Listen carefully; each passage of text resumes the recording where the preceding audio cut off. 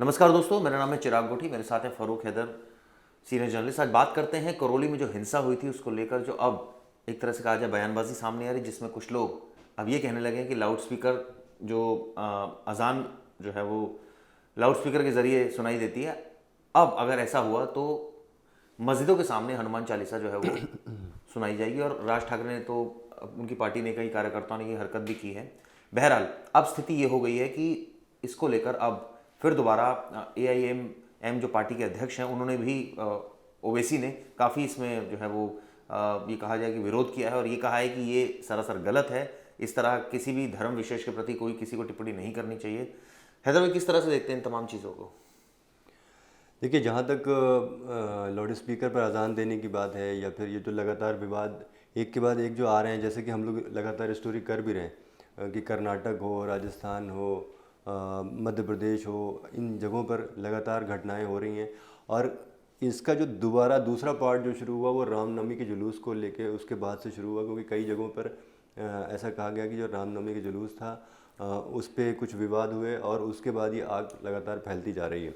अब ये आ गया है लाउड स्पीकर के ऊपर मामला। कुछ लोगों का कहना है, कुछ पार्टियों का कहना है कि जो अज़ान होती है लाउड स्पीकर पर वो नहीं होनी चाहिए, बल्कि अज़ान के लिए लाउड स्पीकर का इस्तेमाल नहीं करना चाहिए। तो क्या ये जो लाउड स्पीकर है उसका कनेक्शन क्या है इस्लाम से, और या फिर जो दूसरा पहलू है इसका कि क्या सिर्फ़ इसलिए लाउड स्पीकर पर हनुमान चालीसा पढ़ना कि वो अज़ान हो रही है तो हम उसका जवाब देंगे। इन दोनों पहलुओं पे हम डिस्कस करेंगे। पहले हम आते हैं लाउड स्पीकर के ऊपर।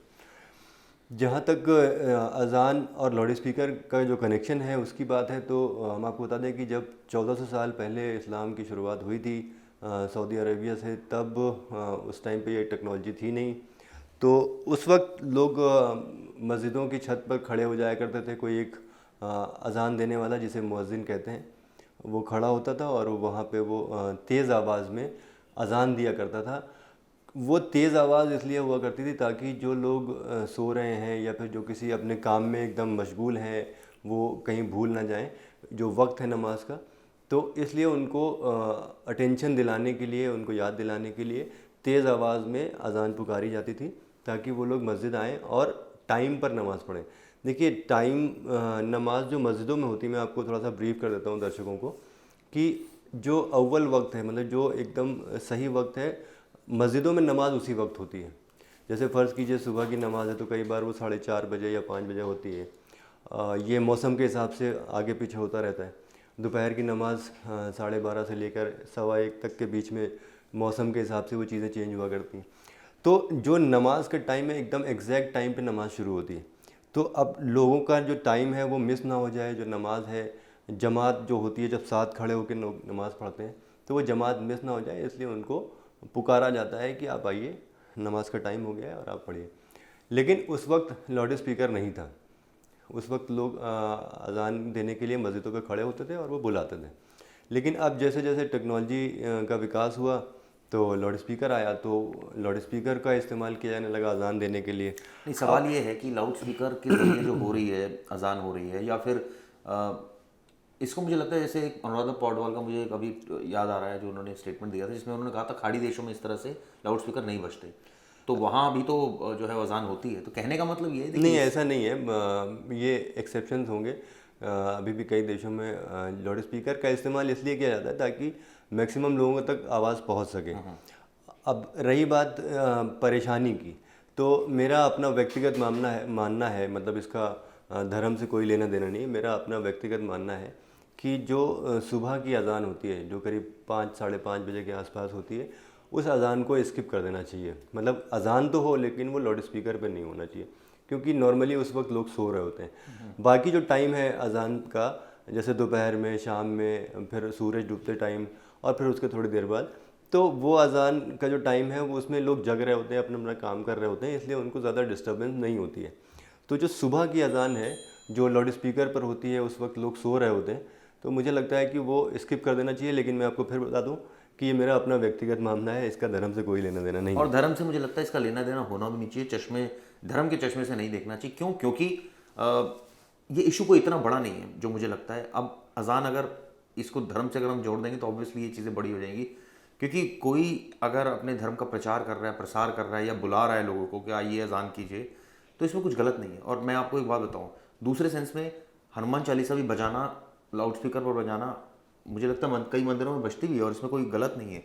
तो कहने का मतलब ये है कि लेकिन इतना ज़रूर ध्यान रखा जाना चाहिए कि फ़र्ज़ कीजिए कि जैसे हम कई बार हम भी देखते हैं, जैसे शादियाँ हो रही हैं, कई बार आपके घर के नीचे जागरण हो रहा है और वो इतनी तेज़ आवाज़ में होता है कि आप पूरी रात परेशान होते हैं, लेकिन आप कुछ नहीं कहते कि चलो ठीक है, किसी को बुरा लग सकता है या कोई इसको अदरवाइज ले जाएगा। लेकिन कोई भी चीज़ जो नियम के विरुद्ध है, यानी कि जो साउंड की कैपेसिटी है, जो साउंड एक परमिसिबल लिमिट है कि इतनी आवाज़ होनी चाहिए, उससे ज़्यादा है तो कोई भी चीज़ है वो आपको एक टाइम के बाद परेशान, आपको हो सकती है परेशानी, मुझे ऐसा लगता है। तो इसको एक तो इस चश्मे से देखना चाहिए। लेकिन जहाँ तक बात है कि आजकल तो अजान को लेकर हनुमान चालीसा वर्सेस हो रहा है, और ये काफ़ी, जिस तरह से आपने बताया रामनवमी में भी काफ़ी जगह हिंसक घटनाएं हुई, तो ये चीज़ें, इसको इससे ना जोड़कर, इससे इसके अलावा बहुत सारी चीज़ें हैं जिसके बारे में हम और सोच विचार भी कर सकते हैं। देखिए, इसमें जो सबसे बड़ा पॉइंट है, जो रामनवमी के जुलूस के दौरान जो घटनाएं हुई, उनमें सबसे बड़ा पॉइंट है कि जो सरकारें कोई भी रही हो, चाहे वो राजस्थान में कांग्रेस की सरकार हो या मध्य प्रदेश में शिवराज सिंह की चौहान की सरकार हो, जो भी सरकार हो, अगर जुलूस निकलता है तो जुलूस यूं ही सड़क पे नहीं निकल जाता। उसकी प्रायर इन्फॉर्मेशन प्रशासन को देनी पड़ती है, पुलिस को देनी पड़ती है। पुलिस अपनी सुरक्षा व्यवस्था में उस जुलूस को निकालती है, चाहे वो जिस भी धर्म का जुलूस हो, पुलिस की जानकारी में होता है और पुलिस उसको अपनी देखरेख में वो जुलूस निकलवाती है।